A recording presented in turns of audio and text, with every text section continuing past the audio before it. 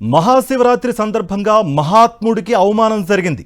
అధికార టీడీపీ నేతల ఆధ్వర్యంలో కాకినాడ జిల్లా సామర్లకోటలో నిర్వహించిన రికార్డింగ్ డాన్స్లలో అశ్లీల నృత్యాలను ప్రదర్శించారు. అక్కడ స్టేజ్కు ఎదురుగా ఉన్న మహాత్మా గాంధీ విగ్రహానికి ముసుగు వేసి మరీ అశ్లీల నృత్యాలను నిర్వహించారు. ఇప్పుడు ఈ వీడియో సోషల్ మీడియాలో వైరల్గా మారింది.